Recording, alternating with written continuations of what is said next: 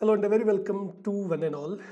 जैसा आप लोग थंबनेल में देख पा रहे हो, 2027 का कंप्लीट रोड मैप, कैसे आपको प्रिपरेशन करना है, क्या स्ट्रेटजी फॉलो करना है, क्या प्लान बनाना है, कैसे आपको प्रिपरेशन करना है, वो सब हम इस वीडियो में डिस्कस करेंगे। स्टार्ट कहाँ से करेंगे? हम आईआईटी जैम को पहले समझेंगे कि आईआईटी जैम का एग्जाम क्या होता है, सब कुछ उसके बारे में डिटेल में डिस्कशन करने के बाद में फिर हम आईआईटी जैम 2027 पे आएंगे कि उसके लिए आपको कैसे प्लान बनाना है, कैसे काम करना है। ठीक है, तो वीडियो स्टार्ट करते हैं। जैसे मैंने बताया कि हम लोग आईआईटी जैम के ऊपर सबसे पहले बात करेंगे, तो आईआईटी जैम स्टार्ट करने से पहले ये समझ लेते हैं कि कौन कौन से एग्जाम्स हैं आईआईटी जैम के अलावा भी जिनको आप दे सकते हैं, अपीयर हो सकते हैं, जिनमें एमएस भाई आईआईटी जैम देने का पर्पज़ क्या होता है अभी आगे आपको दिखेगा, अभी पर्पज़ वगैरह सब कुछ मैंने लिखा हुआ है। पर अगर थोड़ा सा भी आपने आईआईटी जैम के बारे में सुना होगा तो आपको पता है कि अगर आपको एमएससी करना है ना, मेनली एमएससी, बाकी और भी कोर्सेस आईआईटी जैम के थ्रू आप एडमिशन ले सकते हैं, उस पर आएंगे। एमएससी अगर मेनली आपको करना है कहाँ से? आईआईटी से। अब जरूरी नहीं कि आईआईटी में ही एडमिशन एग्जाम के बाद हो, एनआईटीज में भी हो सकता है, और भी इंस्टीट्यूट है, उस पर आएंगे। पर एक बात कर लेते हैं कि मतलब मेनली किस पर्पज से एग्जाम दिया जाता है। तो एमएससी अगर आप आईआईटी से करना चाहते हैं तो आप आईआईटी जैम का एग्जाम देते हैं, है ना। मतलब आईआईटी जैम का एग्जाम देने के बाद आप एलिजिबल हो जाते हैं आईआईटीज में एडमिशन लेने के लिए, है ना। एलिजिबिलिटी भी ऐसा नहीं कि आप क्वालिफाई हो गए तो आपको आईआईटी में एडमिशन मिल जाता है, ये सब अलग चीज़ें हैं। पर ये पर्पज़ ये है कि एमएससी में मुझे एडमिशन लेना है अगर आईआईटीज में, तो मैं आईआईटी जैम के थ्रू जा सकता हूँ। ठीक है, तो अगर मुझे कहीं और से भी एमएससी करना हो, ऐसा नहीं है कि आईआईटीज ही सबसे अच्छे इंस्टीट्यूट हैं, और भी हो सकते हैं। जैसे Tata institute of fundamental and research, TIFR exam कराते हैं वो लोग, अच्छा इंस्टीट्यूट है। इवन आईआईटी से अगर आप पूछेंगे कि कंपैरिजन क्या है, then I will keep TIFR on top, right. JAM को नीचे रखूंगा। तो टीआईएफआर से भी आप मास्टर्स कंप्लीट कर सकते हैं। तो आईआईटी जैम का एक तो एग्जाम दिया जा सकता है एमएससी में एडमिशन लेने के लिए अच्छे इंस्टीट्यूट्स में, आईआईटीज में, एनआईटीज में, आईआईएससीज में, राइट। दूसरा एक एग्जाम है TIFR, Tata institute of fundamental research, उनका अलग से एक एग्जाम होता है, फरवरी में ही एग्जाम होता है। तो इसका भी फॉर्म फिल के इसको भी दिया जा सकता है, पर्पस सेम इसका भी है।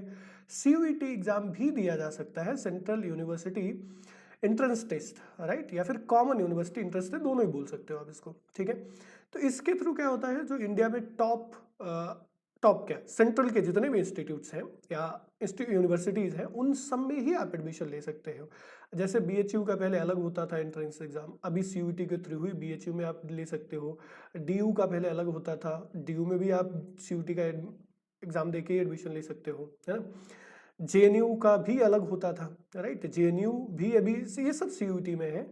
एचसीयू हैदराबाद सेंट्रल यूनिवर्सिटी, ये सब आपके सीयूईटी में आते हैं। सीयूईटी का एग्जाम अगर आप क्वालिफाई कर लेंगे तो इनमें से किसी किसी इंस्टीट्यूट, ये कुछ अच्छे यूनिवर्सिटीज़ हैं, सेंट्रल यूनिवर्सिटीज़। बाकी भी जितने इंडिया में सेंट्रल यूनिवर्सिटीज़ हैं, उन सब में सीयूईटी के थ्रू मास्टर्स में, एमएससी में एडमिशन लिया जा सकता है।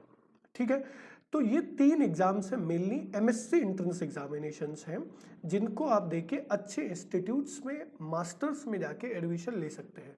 अगर आपका पर्पज़ है कि अच्छे इंस्टीट्यूट से मास्टर्स किया जाए, तो ये तीन एग्जाम्स आपके लिए हैं, आईआईटी जैम, टीआईएफआर, सीयूईटी।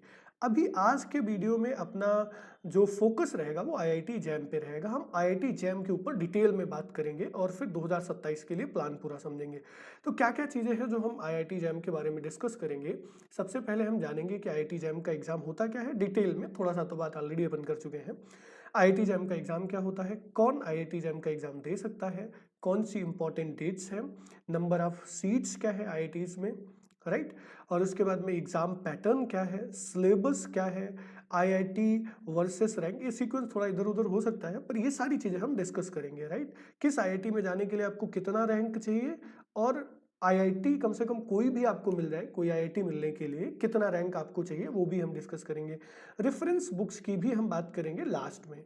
ठीक है, तो ये सब चीज़ें हैं जो हम इस वीडियो में डिस्कस करने वाले हैं।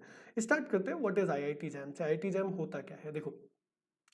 ये एग्जाम जो है, जैम का फुल फॉर्म होता है joint admission test for masters. ठीक है, ये होता क्या है, is an all India admission test conducted jointly by the Indian Institute of Technology IITs and Indian Institute of Science IISc.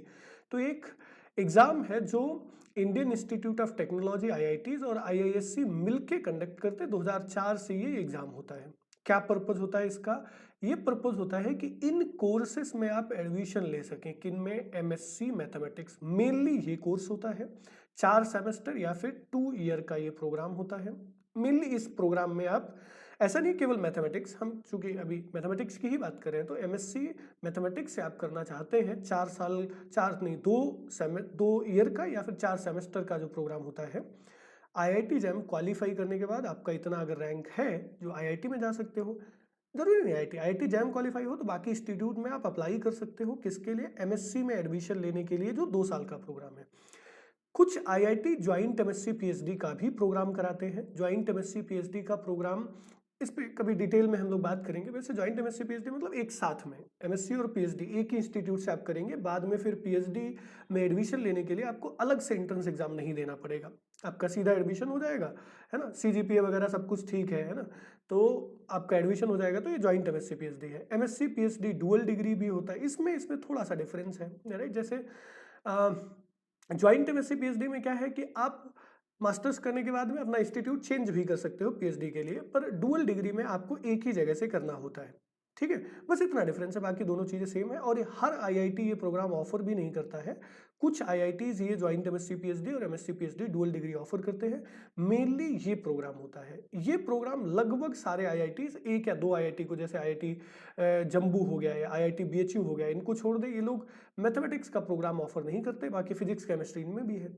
तो मैथमेटिक्स की अगर बात करें तो 23 आईआईटीज में आप जाके एमएससी में मैथमेटिक्स में एडमिशन ले सकते हैं, है ना। 23 आईआईटीज है। तो ये मेन कोर्स है। बाकी ये भी कोर्सेज हैं जिनमें जैम क्वालिफाई करके आप एडमिशन ले सकते हैं, ठीक है। तो जब आप जैम क्वालिफाई हो जाएंगे, एमएससी में joint MSc PhD, MSc PhD dual degree में एडमिशन ले सकते हैं। कहाँ पे एडमिशन ले सकते हैं? ये देखिए, जैम जब क्वालिफाई हो जाएंगे तो कौन कौन से इंस्टीट्यूट्स हैं जो आपको एडमिशन देते हैं। इंस्टीट्यूट्स यूजिंग द जैम 2026, मैं 27 कर देता हूँ क्योंकि अभी 26 की बात हो रही है तो 26 लिखा है ना, क्योंकि 27 का भी ब्राउचर वगैरह नहीं आया है, इन्फॉर्मेशन नहीं आया है, तो 26 की ही बात होगी। Results for the admission to their post graduate programme, मतलब कहाँ कहाँ पे कौन से इंस्टीट्यूट्स में जैम का स्कोर कार्ड यूज करके आप एडमिशन ले सकते हैं। देखो, 2000 सीट्स, कलर चेंज कर लेता हूँ, 2000 सीट्स तो आपकी सबसे पहले post graduate programme at IISc में, central funded technology institution, CIFTs बोलते हैं, NITs में, डिफेंस इंस्टीट्यूट ऑफ टेक्नोलॉजी या जो भी रहेगा, DIAT, इसका फुल फॉर्म देख लीजिएगा, defence institute of advance technology ऐसा कुछ रहेगा। IIST सिप्पुर, ये भी है। आइजर पुणे, ठीक है, और IISER Bhopal, IIP, GNCASR, Sant Longowal करके इसका नाम है, SLIET का। ये सब जो इंस्टीट्यूट्स आपको दिख रहे हैं, जैसे NITs ही बहुत सारे हैं इंडिया में, राइट, वो सब एडमिशन देते हैं। IITs, अब तो आप जानते हैं 23 IITs है, जैसे मैंने आपको बताया कि मैथ्स के लिए IITs है 23, उनमें आप ले सकते हो, है ना। NITs भी मुझे लगता है 25 से तो ज़्यादा ही होंगे, मुझे एग्जैक्ट नंबर तो नहीं पता है, राइट। तो NITs बहुत सारे हैं जिनमें आप एडमिशन ले सकते हो, है ना। और भी ये इंस्टीट्यूट्स है, आइजर है, IISc है, IISc भी है, राइट, है ना। ये सब भी IIT जैम का स्कोर कार्ड यूज करके आपको एडमिशन देते हैं, ठीक है। मेनली IIT के लिए एग्जाम होता है, पर NIT भी अलग से कोई एग्जाम कंडक्ट नहीं करता, तो NITs में भी एडमिशन जैम के स्कोर कार्ड के बेस पे लिया जा सकता है। तो मेनली NITs और IITs के लिए होता है, बाकी IISc में, है ना, आइजर में भी एडमिशन इनके थ्रू लिया जा सकता है जैम स्कोर कार्ड के बेस पे।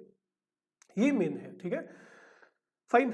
तो बाकी हम आपको चीजें बता ही चुके हैं, और कुछ इसमें समझने वाला ऐसा है नहीं। CCMN एक प्रोसेस है जिसके थ्रू आप पूरा काउंसलिंग वगैरह करते हैं NITs के लिए, ठीक है।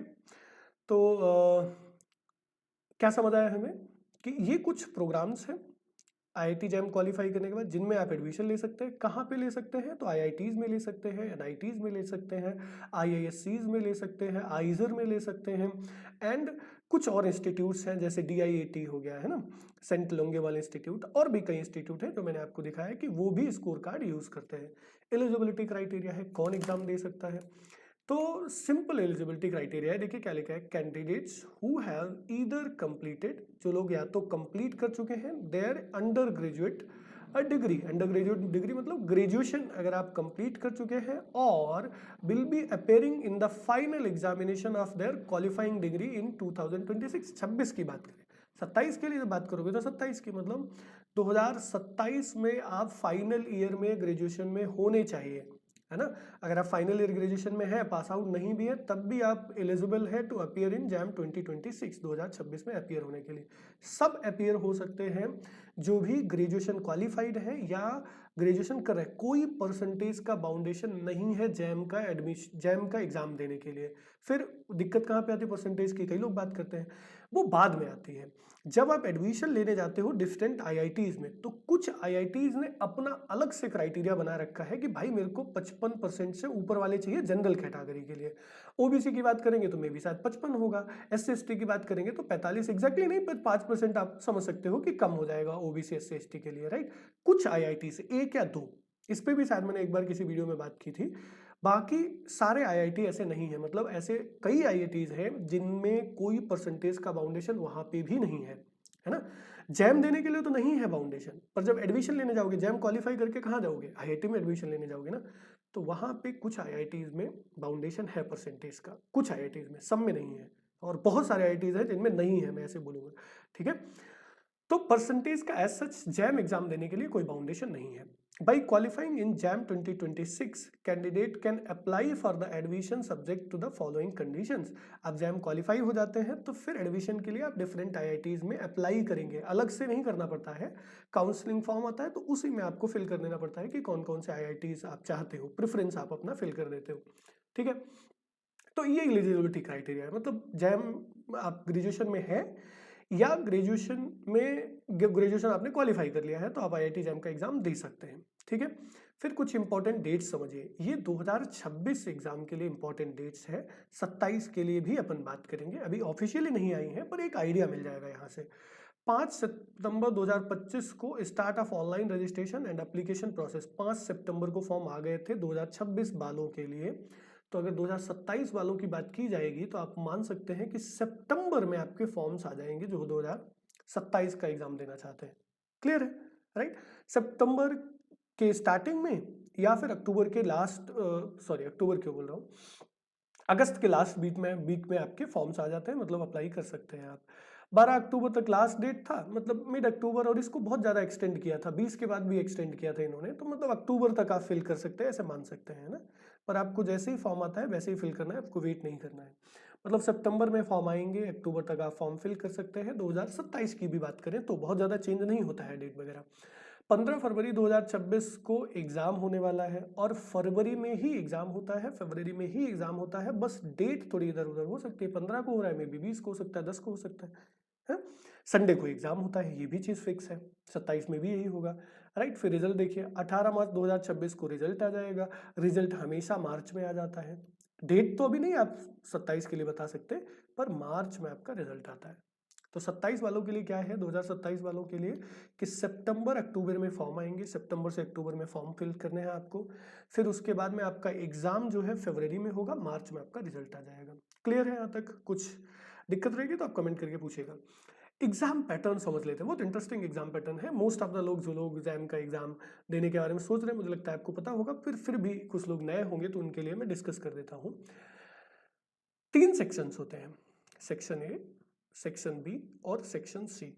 सेक्शन ए के जो क्वेश्चंस होते हैं वो होते हैं, यहाँ पे देखिए आके, मल्टीपल चॉइस क्वेश्चन, सबसे नीचे आ जाइए। सेक्शन ए के जो क्वेश्चंस होते हैं वो कैसे होते हैं, मल्टीपल चॉइस क्वेश्चंस। और सेक्शन ए में टोटल कितने होते हैं, 30 क्वेश्चंस, पर इनको डिवाइड किया जाता है 10 + 20 में। 10 + 20 मतलब जो स्टार्टिंग के 10 क्वेश्चंस हैं वो देखिए यहाँ पे लिखा है ऑफ 1 मार्क ईच। स्टार्टिंग का जो 10 क्वेश्चन है सेक्शन ए की अगर हम बात करें तो 10 × 1 = 10, 10 नंबर का, मतलब हर क्वेश्चन 1 नंबर का होता है। लास्ट के जो 2 क्वेश्चंस है, 20 क्वेश्चंस है, वो हर क्वेश्चन 2 नंबर का होता है। तो 20 दूना 40, मतलब सेक्शन ए की अगर बात की जाए तो 50 नंबर का आपका सेक्शन ए हो जाता है ना। और सेक्शन ए में ही केवल नेगेटिव मार्किंग होती है, सेक्शन बी सी में नहीं होती है। ए में नेगेटिव मार्किंग कैसी होती है, जो 1 नंबर वाला है उसके लिए 1/3 डिडक्ट होता है, और जो 2 नंबर वाला है उसका 2/3 डिडक्ट होता है। मतलब जितने नंबर का है उसका 1/3 डिडक्ट हो जाता है अगर गलत क्वेश्चन करते हो। तो ये हो गई सेक्शन ए की बात। मल्टीपल चॉइस क्वेश्चन होंगे, नेगेटिव मार्किंग होती है। 10 क्वेश्चन 1 नंबर के होंगे, 20 क्वेश्चन 2 नंबर के होंगे, 30 टोटल क्वेश्चन होंगे। आ जाइए सेक्शन बी में। सेक्शन बी में टोटल 10 क्वेश्चन होंगे, हर क्वेश्चन 2 नंबर का होगा, नेगेटिव मार्किंग कोई भी नहीं होगी। और ये क्वेश्चन कैसे होंगे? मल्टीपल सेलेक्टेड क्वेश्चन, एक से ज्यादा ऑप्शन भी करेक्ट हो सकता है। मे बी 2 करेक्ट हो सकते हैं, 3 हो सकते हैं, 4 करेक्ट हो सकते हैं, 1 भी हो सकता है, नहीं पता हमें, वो सब ऑप्शन आपको देखने पड़ेंगे। तो इसको बोलते हैं multiple selected question, in short we call it MSQs, multiple selected questions. ठीक है, सेक्शन सी में आ जाइए। इसमें 20 क्वेश्चंस होते हैं और इसको भी 2 पार्ट में डिवाइड किया जाता है, 10 + 10। अगेन स्टार्टिंग के जो 10 क्वेश्चन है वो 1 नंबर के, जो स्टार्टिंग के, ये तो 10 दूना 20 नंबर का ये हो ही गया सेक्शन आपका, है ना। इधर आ जाइए, तो स्टार्टिंग के जो 10 है वो 1 नंबर के, मतलब 10 नंबर के हो गए, और लास्ट वाले 10 हैं वो 20, 10 दूनी 20, 20 नंबर के। तो 20 और 1 10 कितना हो गया? 30 नंबर का। तो ये सेक्शन सी जो आपका है वो 30 नंबर का आपका सेक्शन सी होता है। और इसमें भी नेगेटिव मार्किंग नहीं होते। क्वेश्चन इसमें कैसे होते हैं? Numerical answer type question. हर सेक्शन में अलग अलग टाइप के क्वेश्चन होते हैं। सेक्शन ए में मल्टीपल चॉइस क्वेश्चन, एक ऑप्शन करेक्ट वाले। सेक्शन बी में मल्टीपल सेलेक्टेड क्वेश्चन, जिसमें 2 या उससे ज़्यादा भी, 1 या उससे ज़्यादा ऑप्शन भी करेक्ट हो सकते हैं। और फिर NAT टाइप क्वेश्चंस, है ना। NAT टाइप क्वेश्चंस मतलब एक रियल नंबर कोई आपका आंसर आएगा, कोई ऑप्शन नहीं दिया रहेगा, fill in the blanks type का। आपको रियल नंबर जैसे 2.5 आंसर आया तो 2.5 आपको वर्चुअल कीबोर्ड से वहां पे इंटर करना है। ये है पूरा एग्जाम पैटर्न। तो कितने नंबर का पूरा क्वेश्चन पेपर हुआ आपका? 100 नंबर का क्वेश्चन पेपर हुआ। अब 100 में से कितने नंबर आपको लाने हैं IIT में जाने के लिए, उस पर हम बाद में बात करेंगे। ये पूरा एग्जाम पैटर्न है आपका। उम्मीद करता हूँ ये आपको समझ आया होगा। उसके बाद में एग्जाम पैटर्न अब हम डिस्कस कर ही चुके हैं। ये होना चाहिए सिलेबस। यहाँ पे क्या सिलेबस क्या है, जल्दी से समझ लेते हैं। मेन यूनिट्स जो लोग इंटरेस्टेड हैं, ये मैंने IIT JAM 2026 की जो वेबसाइट है उससे मैंने क्या किया है, ये अपना स्क्रीनशॉट लिया है। तो मे भी शायद थोड़ा बहुत कुछ चेंज हो, अदरवाइज ज़्यादा चेंज नहीं होता है सिलेबस में। जैसे इस बार उन्होंने क्या किया है, permutation combination and binomial theorem add कर दिया है, इससे पहले नहीं होता था सिलेबस में। तो 27 में भी थोड़ा बहुत चेंज हो, अदरवाइज नहीं होगा, आप ऐसे मान के चलिए। ठीक है, क्या क्या मेन यूनिट्स है आपके? रियल एनालिसिस है। रियल एनालिसिस में 3 यूनिट्स होती है।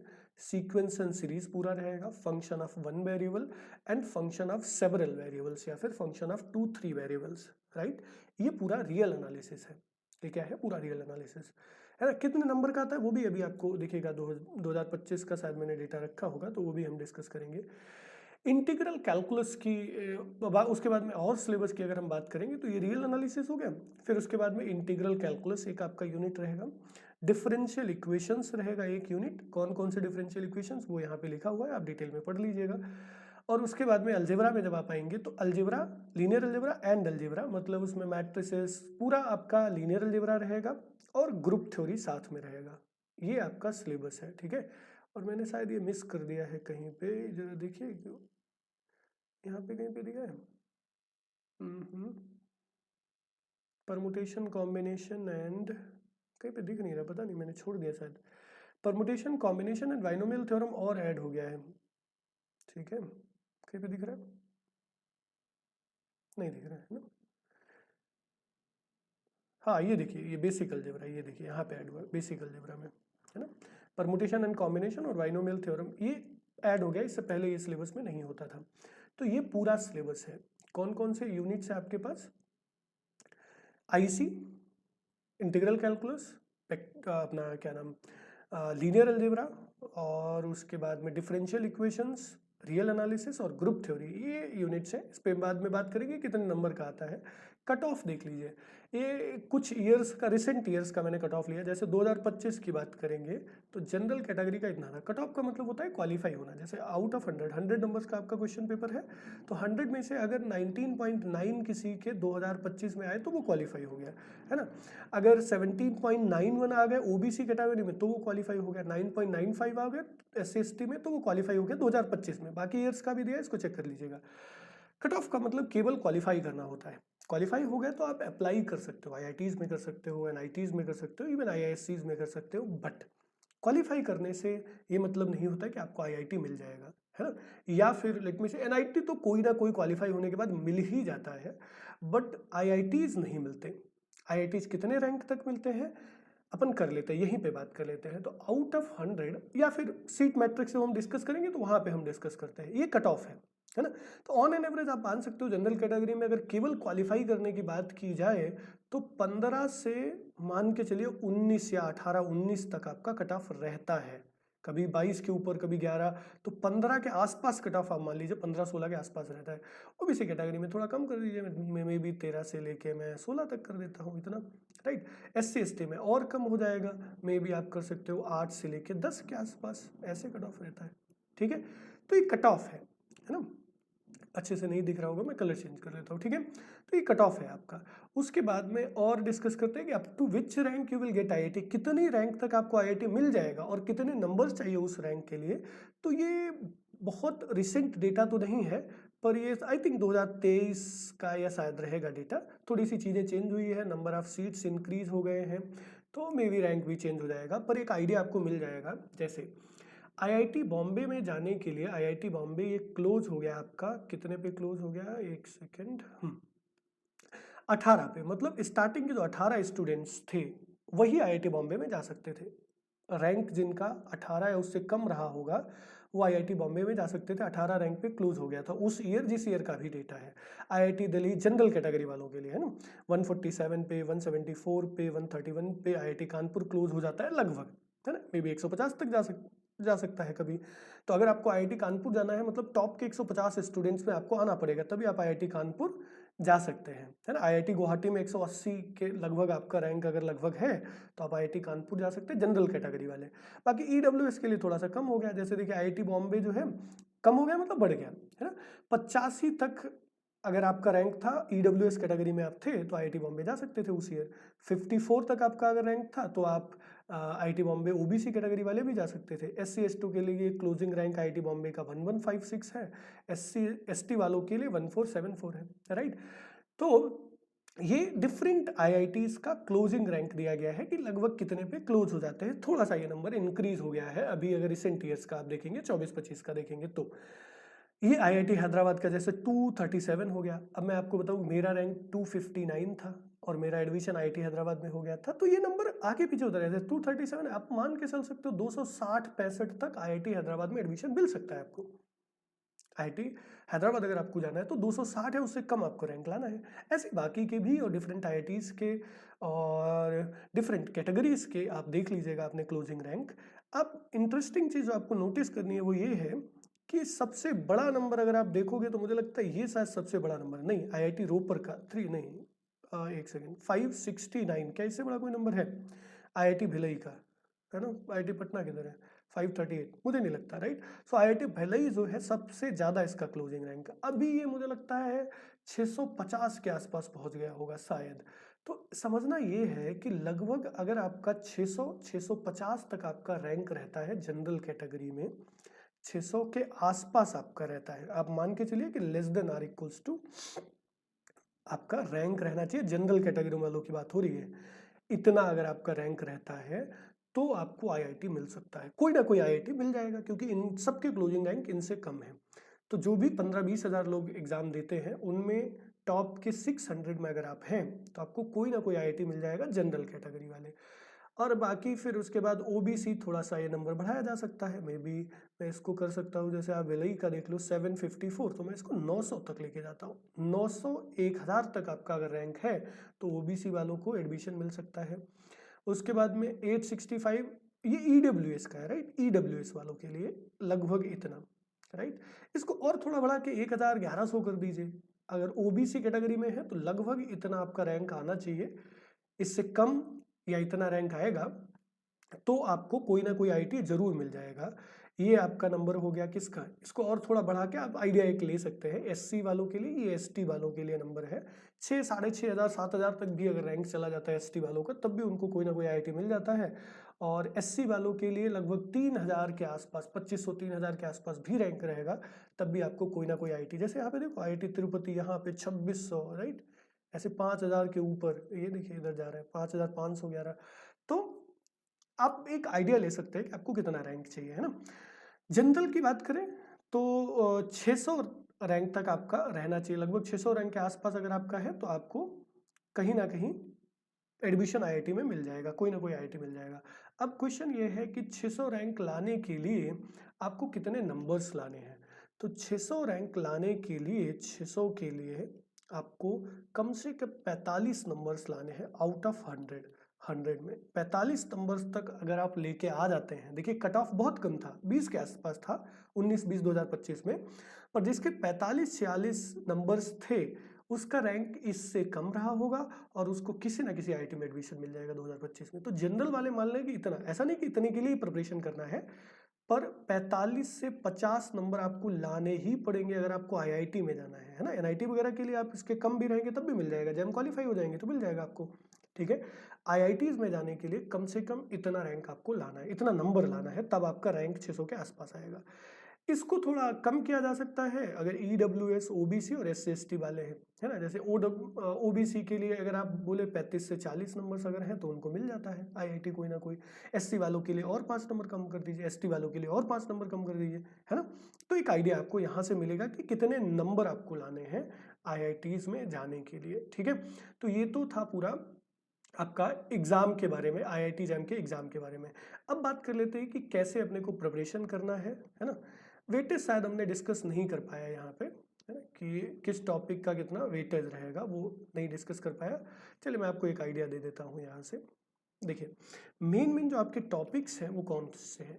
रियल एनालिसिस अपना है, इसमें मैं सीक्वेंस सीरीज और function of one variable, function of several variable, तीनों को इंक्लूड करके आपको बता रहा हूँ। Sequence and series, function of one variable, ठीक है, FOB सीधा लिख लीजिए, function of one variable and function of several variables, ठीक है। तो ये सब को इंक्लूड करके लगभग रियल एनालिसिस का वेटेज 45 से 50 नंबर का रहता है, 45 से 50। इसको थोड़ा कम कर दीजिए, मैं बोलता हूँ कि लेट्स से 40 से 45 नंबर कर लीजिए। 40 से 45 नंबर का रियल एनालिसिस रहता है, लगभग 50% केवल रियल एनालिसिस रहता है। लीनियर अलजेब्रा जो है आपका 25 से 30 नंबर का आपका, या मैं थोड़ा और इसको कम कर देता हूँ, 20 से 25 नंबर का लीनियर अलजेब्रा भी रहता है, 20 से 25 नंबर का, ठीक है। फिर डिफरेंशियल इक्वेशन आपका 15 से 20 नंबर का डिफरेंशियल इक्वेशन हो जाता है ना। जैसे 45 60 20 70 40 20 60 70 और 20 90 तो यहीं पे हो गए, है ना, बचे 10 नंबर। तो क्या क्या बचा अपना, ग्रुप थ्योरी बचा और इंटीग्रल कैलकुलस बचा। तो ग्रुप थ्योरी आपका जो है 5 से लेट मी से 10 नंबर का या 12 नंबर का, या लेट मी से 8 से 12 नंबर का ग्रुप थ्योरी, एक आइडिया बता रहा हूँ, है ना। और आईसी आपका लेट मी से 7 से 10 नंबर का आईसी, या 7 से 11 नंबर, आप ऐसे ले सकते हैं। तो एक आइडिया आपको मिल जाएगा, एक सबसे ज्यादा रियल एनालिसिस, फिर लीनियर अलजेब्रा, फिर डिफरेंशियल इक्वेशन, फिर ग्रुप थ्योरी और फिर इंटीग्रल कैलकुलस, ये पूछा जाता है। 2025 का एग्जैक्ट भी कई बार मैंने बताया है, तो वो भी आप देख सकते हैं। तो यहाँ से आपको वेटेज पता चलता है कि कितना है ना। अब टाइम भी उसी तरीके से डिसाइड होता है। अब जैसे आप प्लान बनाओगे 2027 के लिए, अगर आप प्रिपरेशन कर रहे हो, तो सबसे ज़्यादा आपको टाइम देना पड़ेगा रियल एनालिसिस के लिए, ठीक है। रियल एनालिसिस को लगभग 3 महीने लग जाते हैं कंप्लीट होने में। रियल एनालिसिस को, लीनियर अलजेब्रा को कंप्लीट कराने में कम से कम, वैसे तो 45 से 50 लेक्चर लगते हैं, 45 से 50 लेक्चर लगते हैं, मतलब डेज भी उतने ही आप काउंट कर सकते हो। एक लेक्चर रोज की बात करें, इस तरीके से हम कंसिडर कर रहे हैं 1.5 आवर्स का लेक्चर। तो लेक्चर मान के चलिए कि 3 मंथ, ये मंथ लिख रहा हूँ मैं, 3 मंथ रियल एनालिसिस को पूरा, ये तीनों चीजें कंप्लीट करने में 3 महीने। 2 महीने आप इसके लिए भी मान लीजिए मंथ। अगर डिटेल में आप पढ़ने जाएंगे अच्छे से, 1.5 घंटे का रोज लेक्चर, 50 लेक्चर करीब लग जाते हैं, तो मैं 2 महीने बता के चलता हूँ, क्योंकि अभी 27 की बात हो रही है इसलिए। डिफरेंशियल इक्वेशन की बात करेंगे तो कम से कम इन दोनों को मिला देता हूँ मैं, और 1.5 महीना आप मान लीजिए, 1.5 मंथ इसको लगा लीजिए, ठीक है, क्योंकि 20 लेक्चर लगभग लग जाते हैं एक टॉपिक में, है ना। ये आईसी और इसकी बात कर रहा हूँ मैं, 1 minute, let me correct this. IC और इसकी ग्रुप थ्योरी के लिए अलग से मैं वैसे तो बहुत लेक्चर ले लेता हूँ ग्रुप थ्योरी के, उतने नहीं लगने चाहिए, पर जो ग्रुप थ्योरी में पढ़ाता हूँ उसको अगर आप एक बार कर लोगे तो गेट और नेट भी आपका क्वालिफाई हो जाएगा। तो 1.5 मंथ केवल आप ग्रुप थ्योरी के लिए रख लीजिए। 45 लेक्चर कम से कम मैं लेता हूँ, 1.5 मंथ। अब इनको जरा ऐड करिए, सम करिए तो आपको समझ आएगा। 3 2 5, 5 और 3 8 महीने आपको लगेंगे कंप्लीट करने में, रेगुलर अगर आप एक क्लास करते हैं तो। ठीक है, ऐसा नहीं कि रेगुलर एक ही क्लास चलता है, दो दो क्लासेस भी चलते हैं। ठीक है, बट अगर आप एक क्लास लेके चलेंगे, आपको एक क्लास के से कंप्लीट करना है, रोज एक क्लास आपको करना है, क्योंकि कई लोग अपेयरिंग में हैं, 2027 का प्रिपरेशन कर रहे हैं, तो उनको अपना ग्रेजुएशन का भी पढ़ना है, इसलिए मैं आपको बता रहा हूँ 8 महीने तो लगने ही है ये कोर्स कंप्लीट करने में। क्या आपको रिवीजन नहीं करना होगा? क्या आपको क्रैश कोर्स नहीं करना होगा? क्या आपको मॉक टेस्ट नहीं देने हैं? क्या आपको क्वेश्चन प्रैक्टिस नहीं करना है? ये सब भी तो करना है। तो आप ऐड करिए, कम से कम 4 महीने इसमें और ऐड करिए, या 3 महीने, 8 3 कितने हो गए, 11 महीने अच्छे से चाहिए प्रिपरेशन करने के लिए। अब जरा आप जोड़ के देख लीजिए कि आपके पास कितने महीने हैं अभी से, है ना। अभी क्या चल रहा है, नवंबर आपका स्टार्ट हो गया है ना। नवंबर दिसंबर में दोनों महीने ये काउंट कर लेता हूँ इस ईयर के, 12 महीने अगले ईयर के, जनवरी अगले मंथ का, तो 12 2 14 और एक 15, कितना, 15 महीने आपके पास है। तो मैंने कितने बताया आपको, 8 3 11, 11 महीने, राइट। 11 महीने कम से कम चाहिए, अभी आपके पास 15 महीने हैं, तो बहुत अच्छा टाइम है अभी प्रिपरेशन स्टार्ट करने का। लास्ट का जो बचेगा टाइम, उसमें पूरा आप एक बार फिर से रिवीजन कर सकते हो। 3-4 महीने आपके पास बचेंगे, revision question practice, revision question practice, mock test, 3-4 महीने आप आराम से करिए, राइट। तो बहुत अच्छा प्रिपरेशन अभी आपका हो सकता है 2027 के लिए, जो लोग टारगेट कर रहे हैं। हमने अभी एक बैच भी स्टार्ट किया है, एक प्लान बनाइए इसके हिसाब से, जो मैंने चीज़ें आपको समझाई है, एक बैठ के प्लान बनाइए कैसे आपको कंप्लीट करना है। अगर आपको गाइडेंस की ज़रूरत है तो एक हमने बैच भी स्टार्ट किया है अक्टूबर 29 से। ठीक है, स्टार्ट हो चुका है, इसका इंट्रोडक्शन क्लास केवल अभी हुआ है। शाम को 8 बजे इसका क्लास होता है, 8 PM पे, है ना, जैसे नीचे ये देखिए लिखा भी है। बिल्कुल फंडामेंटल से, बेसिक फंडामेंटल्स से हम लोग डिस्कस करेंगे। कोई आपको ऐसा प्री रिक्विजिट की ज़रूरत नहीं है कि आप कुछ पढ़ के आएंगे तभी समझ आएगा। बिल्कुल बेसिक से हम इंटीग्रल कैलकुलस पढ़ना स्टार्ट करेंगे, तो आप सब उसमें ज्वाइन कर सकते हैं, है ना। 29 से स्टार्ट हुआ है, तो अभी कोई ज़्यादा क्लासेस भी नहीं है, तो आप सब स्टार्ट कर सकते हैं। अब स्टार्ट करने के लिए क्या क्या प्लान है वो बता देता हूँ आपको। देखिए, जैसे अभी जो है, एक तो आपका ये प्लान चल रहा है 3+1 मंथ वाला, है ना। जो लोग 26 के लिए कर रहे हैं वो भी इसमें एनरोल कर सकते हैं, ये 27 वालों के लिए है भी नहीं, जो मैं बता रहा हूँ 4499 के प्राइस में। तो इसमें मतलब 3+1 मंथ, 3 मंथ का वैसे वैलिडिटी होता है, पर 1 मंथ का फ्री मिल रहा है और 60% ऑफ भी है। तो आप इसमें, जो लोग 26 का एग्जाम दे रहे हैं वो इसमें एनरोल कर सकते हैं। पर आपके लिए मैं सजेस्ट करूंगा, उसका प्राइस यहाँ पे नहीं दिख रहा है, आप वेबसाइट पे जाके चेक कर लीजिएगा।